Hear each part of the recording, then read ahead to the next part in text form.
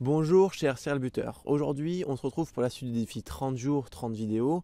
On va aborder le thème de buter avant un match. Est-ce que c'est vraiment utile?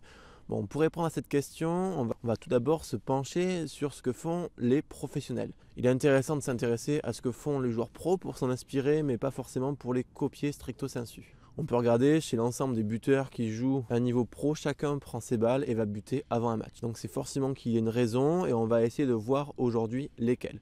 Tout d'abord, pour essayer de réduire l'écart temporel, c'est-à-dire que si vous jouez en amateur, en général votre dernier entraînement c'est le vendredi soir.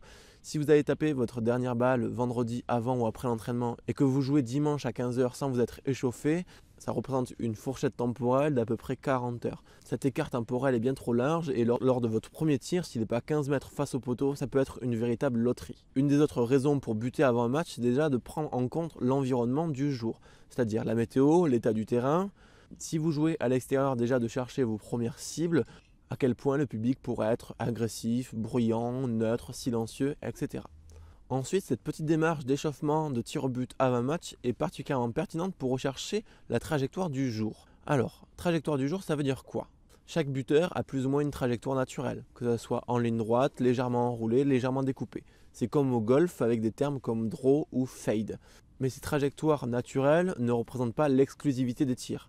Il y a des jours où on va naturellement un peu plus enrouler sa frappe sans qu'on le veuille et sans que cela ait un impact sur le pourcentage de réussite. C'est pourquoi il est important de buter avant un match pour évaluer un petit peu sa trajectoire du jour. Si votre premier tir se trouve 40 mètres en face et que finalement, pas comme d'habitude, votre balle s'enroule et qu'en plus il y a du vent, votre tir va normalement sortir des poteaux de manière assez certaine. Une des raisons les plus importantes pour buter avant un match, c'est d'être à la recherche de ses sensations. Être à la recherche de ses sensations, c'est contacter la bonne zone du pied, savoir comment on se sent corporellement de manière générale dans cet exercice du tir au but. Il y a des jours où on a un très bon feeling, un très bon ressenti, certains parlent de flow, il y a des jours où ça passera pas. Il vaut mieux l'évaluer avant le match pour ne pas être contraint de louper une, deux, trois pénalités avant de laisser la main. Donc nous avons évaluer l'environnement, chercher la trajectoire du jour, recherche des sensations et aussi de la confiance. Et pour ceux qui ont regardé cette vidéo jusqu'ici, déjà je vous remercie. Je vais vous donner une petite astuce pour ce temps d'échauffement de tir au but avant match.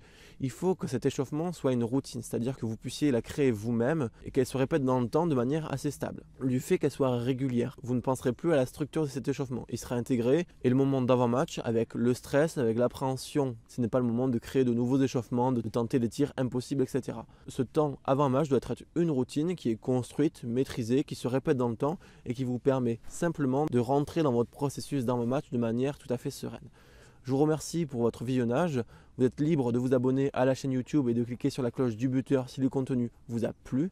En complément, vous êtes aussi libre de recevoir 5 vidéos exclusives sur les 5 erreurs du buteur qui l'empêchent de progresser face au poteau et comment les corriger. D'ici là, je vous souhaite une bonne séance. À très bientôt sur la chaîne Culture Rugby. Ciao!